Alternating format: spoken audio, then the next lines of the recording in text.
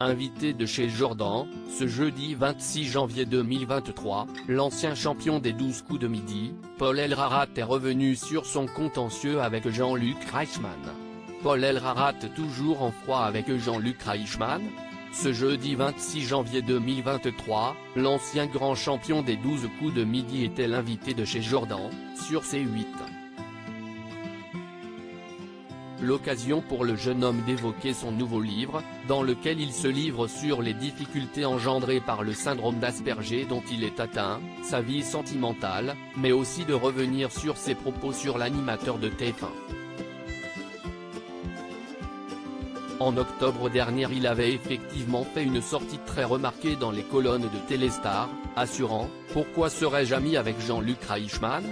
Cela fait près d'un an qu'on ne s'adresse plus la parole pour toutes sortes de raisons que je ne dévoilerai pas.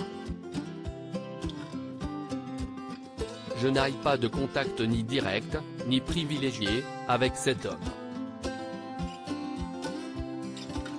Il y a peut-être eu un contentieux, une surprise, voire un choc, pour tous ceux qui avaient suivi le parcours du maître de midi.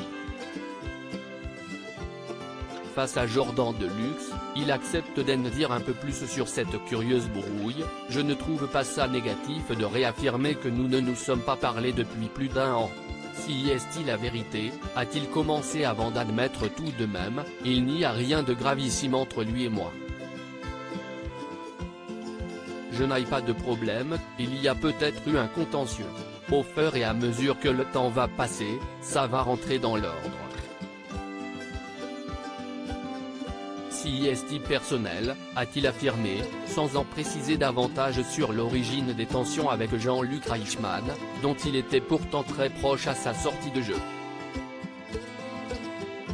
Je l'apprécie, mais si est-il vrai qu'il y a eu des soucis? Paul El-Harat profite aussi du micro de chez Jordan pour se défendre face à ceux qui l'ont attaqué. On m'a évidemment dit, ce sont les gens qui ne comprennent pas et sont ignorants, que je suis ingrat parce que j'osais critiquer l'animateur qui a permis que je sois connu.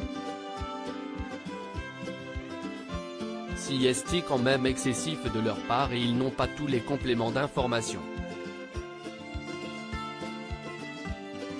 Je l'apprécie, mais si est-il vrai qu'il y a eu des soucis, rétorque le jeune homme qui se dit tout de même prêt à pardonner et à se rapprocher de Jean-Luc Reichmann, à nouveau.